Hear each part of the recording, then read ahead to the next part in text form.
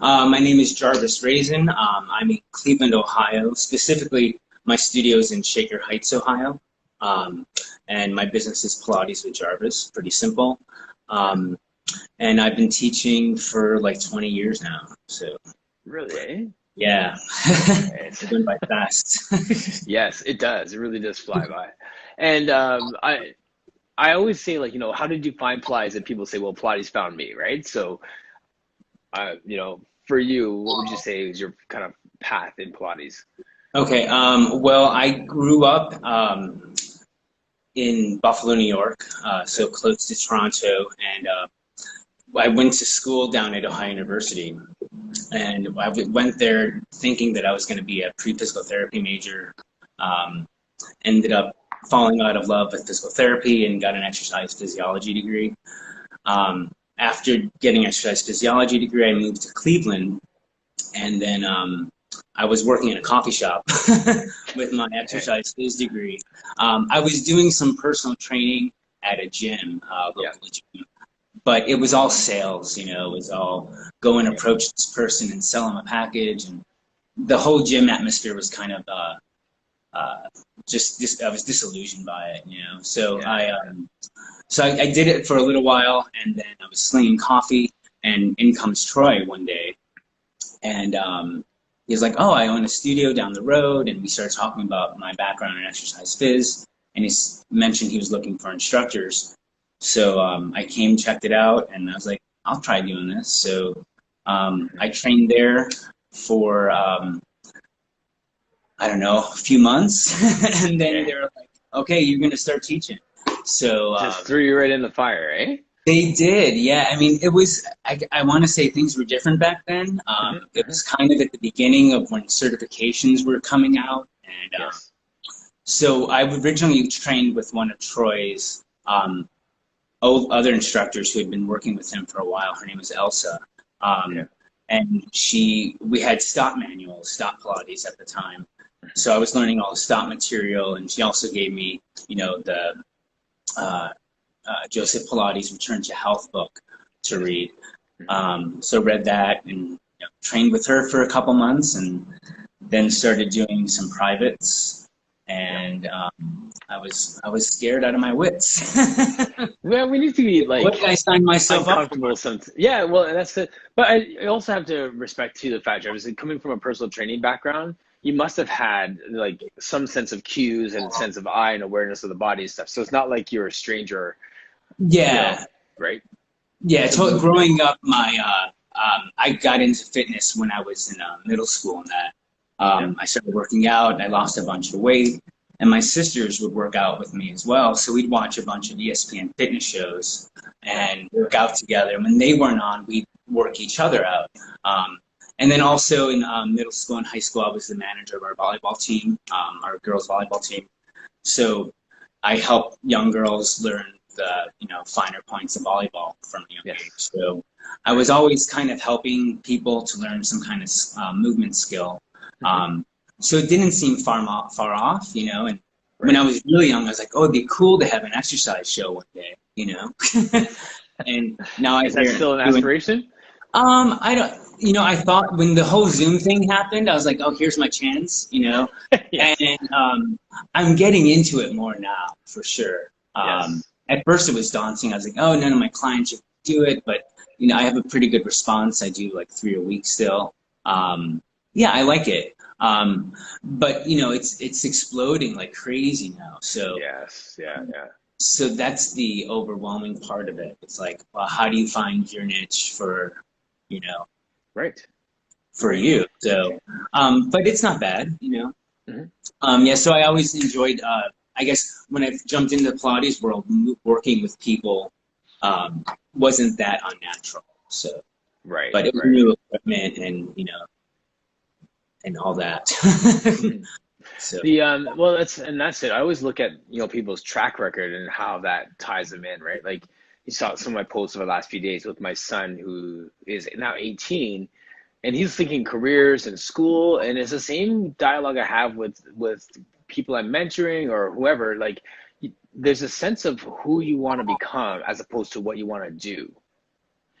So if you were always the type of person that was in movement and helping with movement and celebrating movement, it's just natural that you're in movement now, right? Like if Yeah. you said I decide to be a mechanical engineer, I'd be like, Yeah.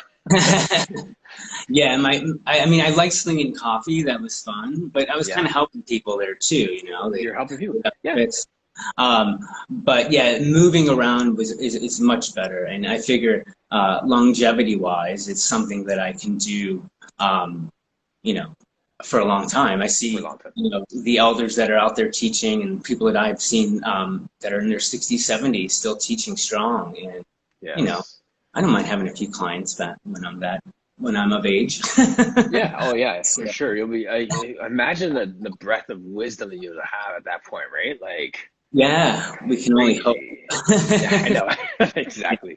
When you said about slinging coffee, though, it's funny because I was thinking, well, I'm speaking at Brink on the weekend, and part of my talk is my background and my path. And I went to university wanting to get into architecture, then Okay. urban planning, then social work, and then fitness. But the overarching thing was helping people and building stuff. And now Mhm. I'm building people, right? Like it's funny how all those things kind of fall in place. Yeah, exactly. Yeah, and when I started working with Troy, that's when I think I saw it was really fun teaching, you know, a class of 6 people, and I saw people coming back and liking it. But then after a while, it kind of got a little stale. You know, I was like Okay. 4 or 5 years in, I was like, there's got to be a little more, you know, Yes. because I was just teaching group reformer class after reformer class, and Mhm, mhm. um, you know, I couldn't count anymore. So luckily, Troy met Alan Herdman at a Yes. conference, and Alan invited Troy and I over to study with him for a couple weeks. Oh, Um, wow. so Alan had That's a a much treat. well, it wasn't his treat. We No, got yeah, to right. hang out. That's Yeah, yes. Yeah. it was very nice. We went over for a couple weeks. We did some sightseeing, but most of the days we went to Alan's studio for 3 or 4 hours, sometimes 6, and we watched how his studio ran. And Yes. it was much different than what I had known Pilates to be in the United States, which Hmm. was just, you know, I had just seen reformer classes and privates.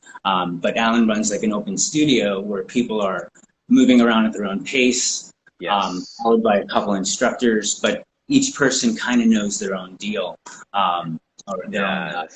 workout. So I was like, and there's so many like just adjustments that people were being made, little refinements for the exercise for their condition or what they Yes. wanted to work on that was just, oh, this is what I want to do. So Is that the luckily, kind of format that you run now? Where's more um, that I, that kind of I did a classical bit. whole open gym format? Yeah, it's not classical work, but it's Okay. the gym format. I'm doing smaller classes now because of the COVID COVID. things. But Right. so some of my duets now, I'm sometimes working at the same pace. But most usually it's, you know, 3 or 4 people doing sharing equipment and moving around, doing what they want Yes. to do. Yes. Which, you know, I find is it's really nice. Hmm. That way, you know, they don't complain that I'm making them do something they don't want to do. Right. So, Yes. I mean, there's a little bit of that anyways, but that way they get to pick and choose and Mhm. get to explore all the apparatus. So, Yeah, absolutely. And those are great teaching moments too, when you can take them, I'm sure I see John Gary here on the thread and some other people who are fantastic teachers. It's neat when you can introduce your clients, your students to the connections between the exercises. Like it's one thing to teach them a push-up or a rollback, and it's another thing to say, well, here's that rollback on the ladder barrel, and here it is on the tower, and here it is yeah, on the, you know what I mean? And then they're like, oh, that makes sense, right? yeah. Like, Yeah, I've seen a ton of that from my Zoom clients that have been doing Zoom through the whole lockdown thing and now come back to the studio. They're like, "Oh, I get this now," and that's when yes, your like heart warms and you're like, "Oh, this is why I still teach," you this know. is this is why I'm Um, opening the door today. but they Yes, see all these parallels between exercises, and you know there are a lot of ways to move the body, but there are so many ways, you know, and so yes. all the apparatus, it's just, you know, another fancy way to try that, you know. Hmm. Um, Hmm. and that's why it's really confusing to somebody, that's not in movement and they start Yes. Pilates. They're like, Hmm. what the heck are we doing? Right. Yeah. So, So I see Megan here, Mind Body Miller, has a bit of a technical question. I love when people ask actual like business questions when we're here. And she's uh, saying like, is it a monthly fee then, or do you charge for an open gym concept? it's they pay for a class, so we call it an open studio class. Okay. Um, so it's still by the hour. Um, Hmm. yeah. Yeah. And that would be a different price set. I mean, everyone's prices regionally are different, but that would be a normal like group class price as opposed to like a duet price. Yeah, correct. Yeah. Would it be less than a group class since they're working more independently, or just the same price? I did my pricing compared to what's around me, so Okay. it's comparable to a reformer class. Okay, Uh, cool. yeah. Yeah, yeah. I know it's so different regionally, so it's not like I don't want to get into like as actual numbers because it's Yeah, so I mean, nobody yeah, flows over this. Yeah, right. yeah. There you go. See, and we answered the question. Love that. Yeah. Thank you. Moving on. No, that's very cool. And you talked earlier about niches. hmm So who is your ideal client, like in terms of your niche and your area of specialty?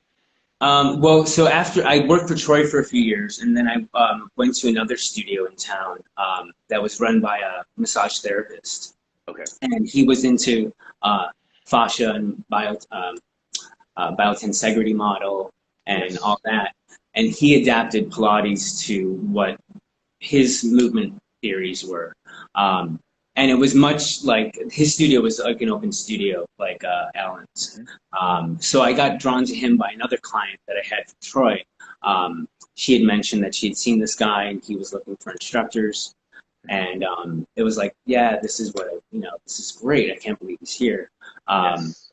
so I practiced with him for a few years, like 8 years, and then he um, scaled down a little bit and Mhm. basically sold me his equipment. And then I opened Oh, up there you my. go. I ended up being kind of like the only instructor left at his studio for a while. He had a few massage therapists that worked also. Okay.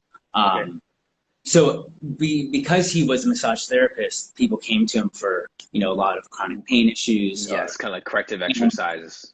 correct, yeah. So the so my clientele is mostly now it's 50 and above with a lot of 70, 80-year-olds, Yeah. but very active. Hmm. A lot of my clients I've had now for, geez, 10, 15 years. Yeah, that's awesome. So I found that, if these people keep moving, they keep moving and they feel great. Right. Things come and go, but you can usually get through them. And, the ones that have, gone through things like broken bones or that they usually, I've seen them recover. I thought miraculously quickly from things and getting through things because of just a strong base of strength. So, Absolutely. so yeah, I guess my ideal client is, but it doesn't have to be a certain age. I have a few, closer to my age and one younger than me. But Yeah. Yeah. I think it takes a while because the work I don't teach like intensity. We're gonna do snake and pull-ups and right off the bat. Even if you're able to, No. Right. I'll do it to maybe keep a client Yeah, to happy. challenge someone. Yeah, for sure. But generally, we're trying to teach them to slow down a little bit, pay attention. So, Yes. as long as the person's willing to um, learn some body awareness, then Hmm. I want them. Yes. But when I was in college, when I was in the physical therapy route, I shadowed behind a physical therapist that was at a nursing home, Okay. and I just saw him. He was like all burnt out from it, and he was just doing a bunch of paperwork. And I said to myself, I was like, I don't want to work with old people, right? Yeah. And Yeah. here I am, and I was like, I really do like working with old people. Not, I don't Well, want to offend anyone, yeah. No, no. but And if I I hear tell them you. all the time, they're really, really fun to work with. And The so that's I hear you on that because like I call them my super seniors, yeah, nice. right? Because as opposed to just like senior citizens with the image of them just waiting to die, basically. Like these are people that are still moving, trying to fight gravity, trying to fight the aging process, trying to hmm keep their muscle density, and trying to keep their mobility. So, hmm working with the city of Mississauga, there's a lot of that's the catchphrase right now is aging active adults. Mm-hmm. And that is the gap, because like there's a nursing homes for those who are on the decline. But Mm-hmm. what about those older adults who still want to play pickleball, or still want to go out for walks, or Right. still want to meet with their friends, and still want to work out or play badminton? Like that is really a service gap Yeah. nationwide, internationally, right? Yeah. So yeah, you're filling that gap when you have those Yeah. people, when you have that population in, right? So that's great. It really is Yeah, good. and then they say there's just going to be more and more of them, so of them. Right. Yeah. uh, but yeah, so it's good. Mhm. Another question for Megan. So what cues do you use to create more body awareness? Oh, geez. Uh, You're on the hot seat, Jarvis. Let's go. yeah. Well, I think it includes, a lot of self-touch at times, Mhm. especially now. I think, especially through Zoom classes, I'll have people actually lay a hand on their body part that I'm asking them to move. Um, Okay. because without that proprioception, they don't know where their shoulder is in space, or maybe they So actually funny. use a Yeah. mirror.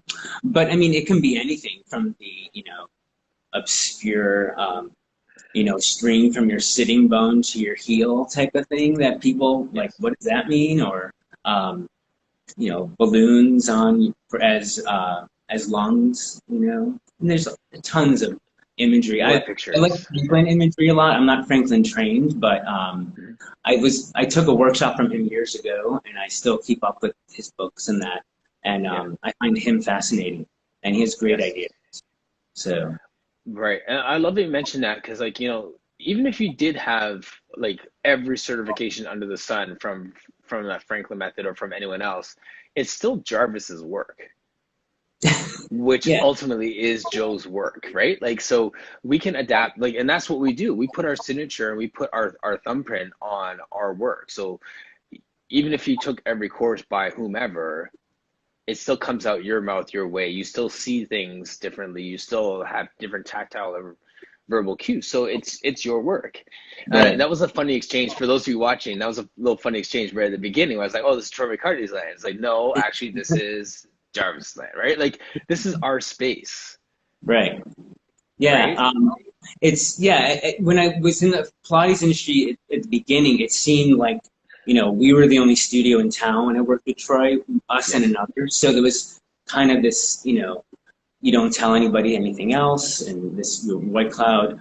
But you soon learn that not that didn't fit everybody. I mean, I right. was seeing clients that I know I shouldn't have been doing certain exercises back. Mhm. Knowing what I know now, I would not have had that 82-year-old doing something.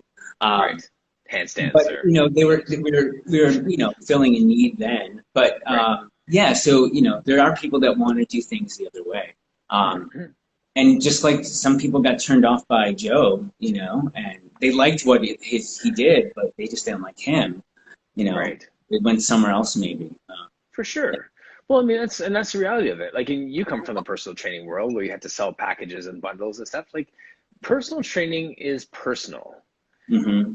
I'm not offended if I wasn't offended if someone like did one session with me and then talked to someone else on the floor and started training with them. It's like, well, they just connected. Those personalities clicked. Right.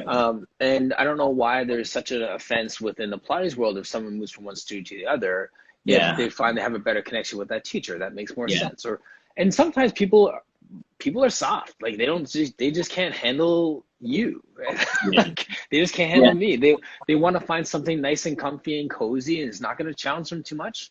Go find someone that's going to coddle your ego and run along. Yeah. But then people are going to come to you who want to get better, who want to learn, who want to be challenged. Yeah.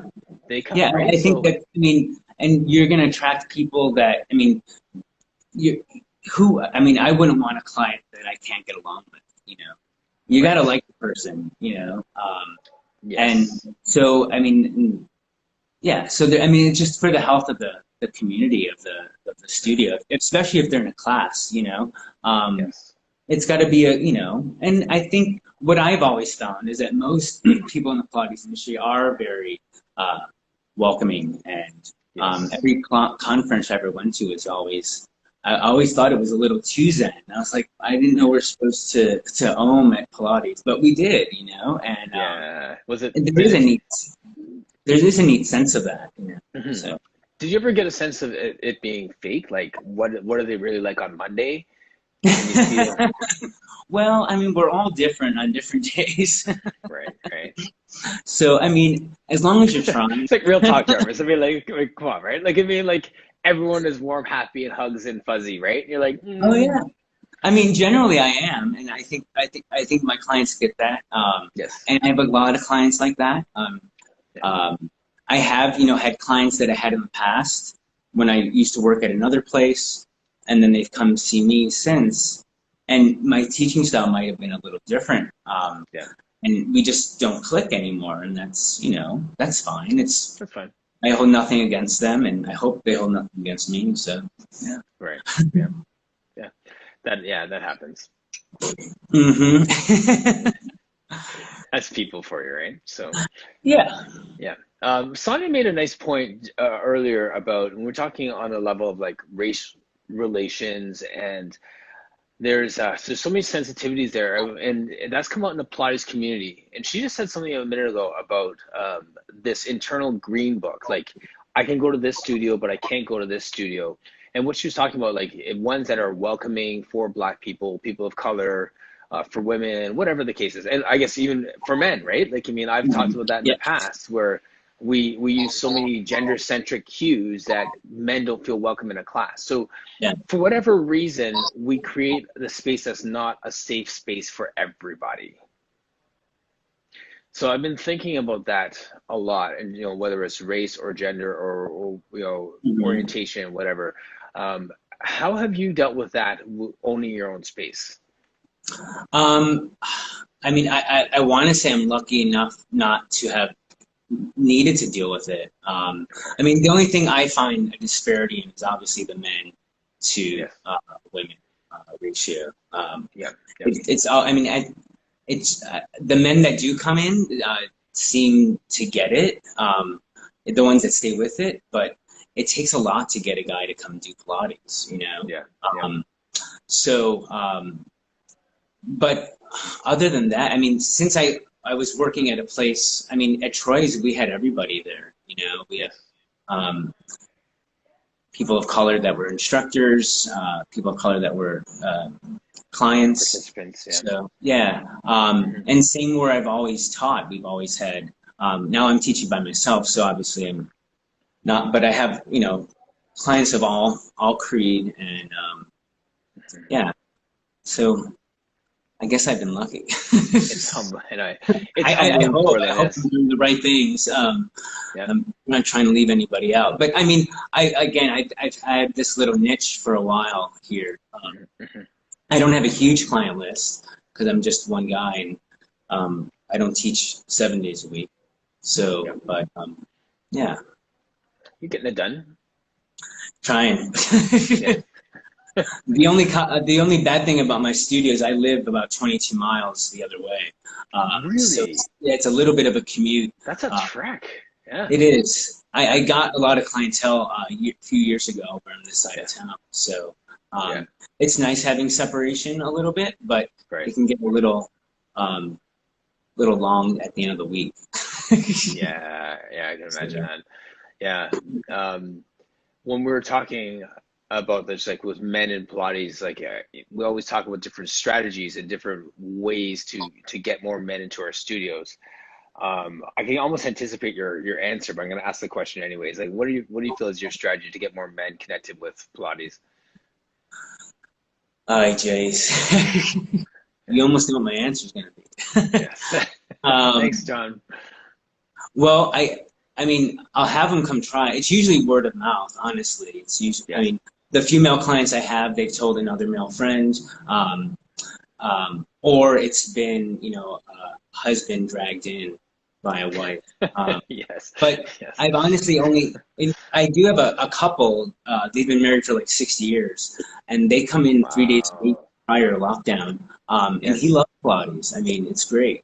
Um, Yeah. so I hope that, I get more guys, but Hmm.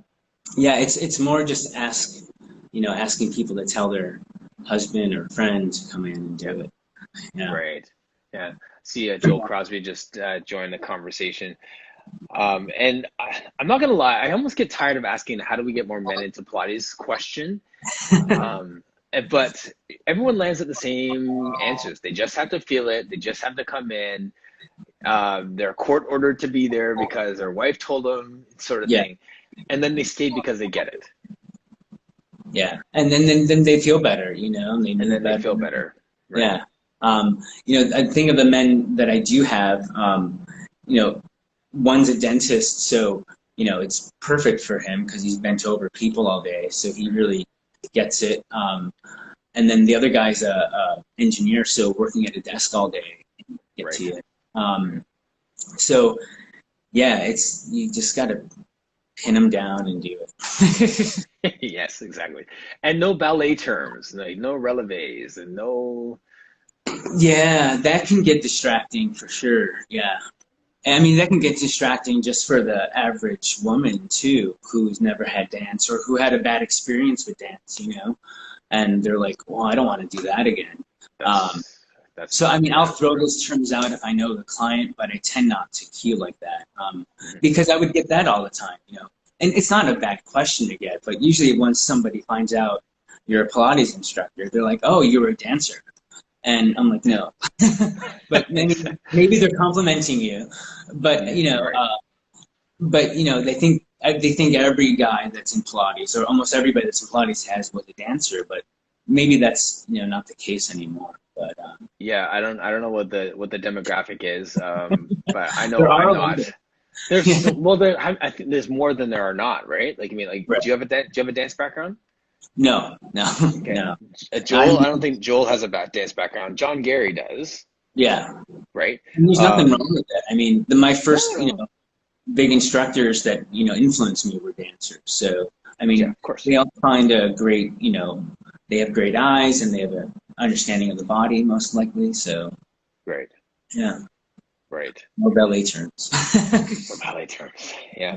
No, I just and there is, I've joked about that. Like, we always say it's contemporary or classical or contemporary versus classical. I almost feel like it's dancers versus non-dancers. If we're going to if we want to drive another wedge in there.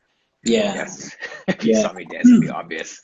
Yes. It could be an interpretive dance there, Joel. You never know. Like, yeah. One of my male clients, he did do interpretive dance, like in college and even as an adult. And yeah, I mean, it's great to have him in the room because sometimes he gets inspired and starts moving around. And like, that's kind of neat. Yeah, it's kind awesome. of neat. It's kind of neat. It's also kind of not my calling. So yeah, you do you. I love celebrating people who have gifts and talents like that because I'm like, that is so far out of my skill set.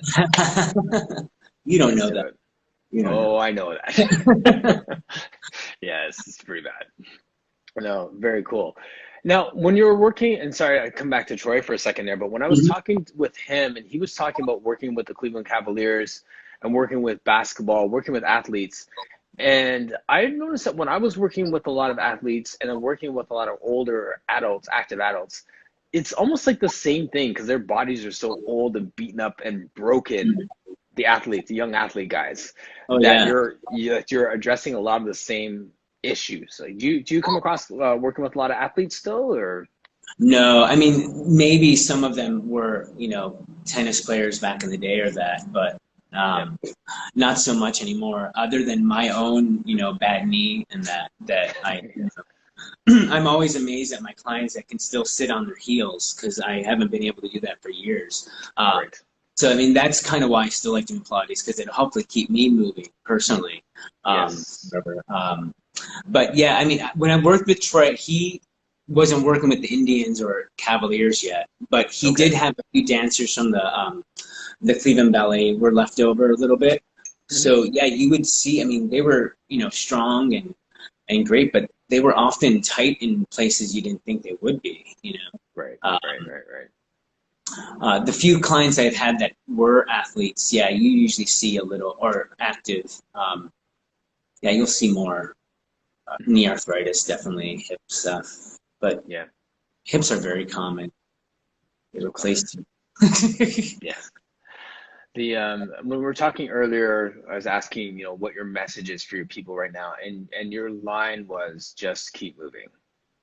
Yeah, I think, and again, I just, my clients are kind of inspiring for that because they just keep moving, and they say it all the time too. If they don't move for a couple days, they feel really crappy. Yes. So, you don't have to necessarily call it Pilates or do a whole hour routine to get any benefit out of it. Just do little bits of it, have some body awareness, and keep moving consciously.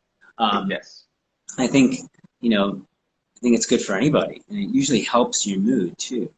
Sure. No, exactly. Like you mentioned that body awareness a couple times. Like, how do you use the word mindfulness a lot too? Is that kind of in that same family of? I don't personally use mindfulness a lot, Okay. but I think I mention awareness a lot in people. I Yes. think they get that from my teaching style, Hmm.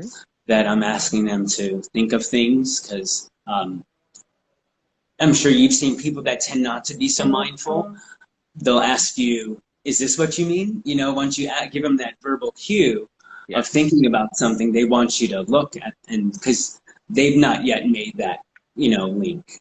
So Yes. I think that can be one of the more frustrating parts about teaching Pilates is anybody can teach somebody an exercise, but, getting Yes. somebody comfortable feeling their body move, Hmm. that's a whole nother podcast. Yes. Yeah, exactly. Those are So, conversations going on other pages. So, yes. Well, exactly. So, and okay, so then how was the transition for you then? Like when we had this lockdown and you couldn't get mhm, your hands on these people that you love working with who need to keep moving, yeah. how was that transition to virtual? Or did they just drop off? Or like how did that go for Well, you? I did. Yeah, I did. My Zoom class. A steady 8 out of so many clients that come. Mhm. But so not all of them are doing my Zoom classes. Um, so I think, and I'm not offended by it, but I think some people just don't dig the Zoom thing. And Yes. if you're doing it at home on looking at a little screen, it does take a little bit more of like your own. You got to find it in your own body. You gotta own that part. Yeah. Yeah. I mean, Yeah. I think then they really start to understand, oh, that mind body connection to Pilates, other than just, Yes. watching a fitness tape and, doing bicep curls to a certain beat.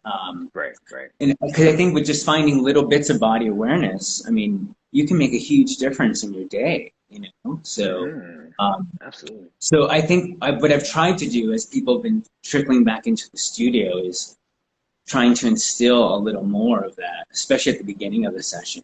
Um, Yes.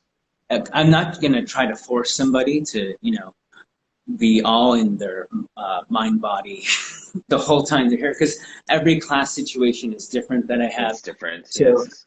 some people like to chat more, and some people like to work out more. So again, you have to work with the clients you get and work within their abilities to think of things and not get fed up with you. So. Yes. Yeah. Yeah. Yeah. No, I love your talk. I love your focus on awareness. I mean, and that's one of those keys in my conversations with people, all kinds of movement specialists. The sense of educating our people so they know when they're getting a good workout, Hmm. right? Yeah, and It's different. Yeah, sorry, go ahead, please. no, and that way, then they don't. I mean, you want them to need you, but they don't really need you. And they Yes. can go somewhere else and take another class, or Hmm. they can get themselves through a week or two without you. Yes. And they always have a skill set. I mean, I think that's even instilled in Joe's work, right? He wanted you to go home Absolutely. and practice. And I tell people all the time, this is homework. This is homework, and I give them a lot of homework exercises. Do they do their homework? I think some of them do. Some of them are Yeah. honest about it. I give everything from simple, foot rolling exercises to, big ball exercises. Yeah. But some people do. Some people have a guilty look on their face when they come in. Yes. um, but I think the ones that do a little bit of homework, they realize that it really does They help. do. And the response usually it doesn't feel the same, and yeah, Hmm. it's not going to feel the same. No. It's a different experience, and every time you do it, it's going to be different. So the Yes. more you do it, the more comfortable you'll get doing it, and there'll still be bad experiences because you'll get distracted and do something else. And Right. yeah, but it's, I mean, I think it's really healthy to do your own work and not Well, just get, I'd say, yeah, well, beyond healthy, I think it's crucial, right? I think that that really is what keeps us moving. yeah. And what do you say to the client who, when you teach them and you're in a class and you give them a tactile cue and they're like, I can't get that on my own. How am I supposed to do this on my own? Well, if they have both hands, then I tell them to do it as long as, it's applicable. Yes. But yeah, I mean, that's when you play the psychological games, I guess. Yeah. Or you find another way, sometimes you have to add some kind of surface to them, or a prop to their back so they can feel it. Right. Yeah, or you write it down from them. You send an email and say, this is what you think about. Right. Yeah, So you have like it's tough. Awareness is tough, I think. And then it's a double-edged sword, right? Because the more you're aware of your body, the more you can feel. And sometimes that's good, sometimes that's bad. So yes. I try to get people to feel things that are always feeling good, You don't want to have a lot of bad movement experiences. So, and that's another thing. People are like, well, I'm not going to do it right at home. Mm-hmm. It's not really a wrong movement if your body can do it, right? I mean, there's probably ways you don't want to move the body a whole bunch of times. Yes. But if you did it, you did it. It was able to do it. And that's where the awareness comes in. Like, oh, if it feels, if I tweak this, then it'll feel a little better. So, yeah, it's a lifelong journey, I guess. It is. Well, I really hear your passion for educating people on their own bodies. And then when they layer that in with taking ownership of their exercise, they come back stronger. And I really feel like that's been one of the benefits of this time of lockdown and people being at home in these Zoom classes. They take ownership of their workouts and they come back with a better awareness, a better ownership of their mat work or whatever they have at home. And they're actually better for it, right? Like, as much as they're comfortable in a class, they're actually stronger now. Yeah, totally. And I've even noticed in myself, because I'm teaching 3 online Zoom classes, and like, when's the last time I did 3 mat classes a week, Right, yes. Or 3 a day, right? Right, yeah, like, so yeah, it's amazing what, even after 20 years, getting re-inspired by the work like that is neat. Yeah. Nice. So what's next for you, your business, your studio? Yeah, well, we're going to try to get through this fall. Nothing, I mean, I have some clients trickling back slowly but surely, but the fate of the unknown is kind of, looming. Yes, yeah. But we're going to persevere on. I'm still going to continue the online stuff. I've been toying with the idea of doing, other than Zoom classes, whether I start the whole video business of that. So that's mulling over my head, and so we'll see. But always looking forward to moving more people. So yes, exactly. Well, you're doing great work. I'm glad I got a chance to chat with you today. And thanks for having me. Yeah, 20 years in the business and just looking at your social media feed and all these different things, it's great when I get to connect with people like yourself who are doing great work for a long time. And no offense, but like, it's not like you have a massive social media feed, but you're doing awesome work. Yeah, I know. I'm kind of, I'm not out there in the social media world a lot. Which is totally fine. Like, it is. I mean, I'm weighing those pros and cons too. Yeah. It's kind of nice not to be linked into that, but there is a lot of benefits that can come from it too. So of course, yeah. So again, yeah, and that's what I fear is like you're gonna really piss someone off one day, but who cares? I'm in it for the good, really. I'm not here to piss anyone. Absolutely. And so I appreciate you having me. So maybe this will be my little foray into do it, man. Bigger world. Do it. I love your talk on awareness. I'm gonna keep that theme going as I repost this, Okay. And you'll see it on Facebook as well. I have like a Facebook group for core conversations, so I'll tag you in that if you're on Facebook. Okay. And then from there, people have any more questions. Like I know Megan had quite a few questions for you today, and I really appreciate everyone's comments. And let's keep talking about awareness and keeping our people connected. Sounds good. Awesome. Thanks so much for your time today, Jarvis. Thanks, Martin. Have a All good right, one. take care.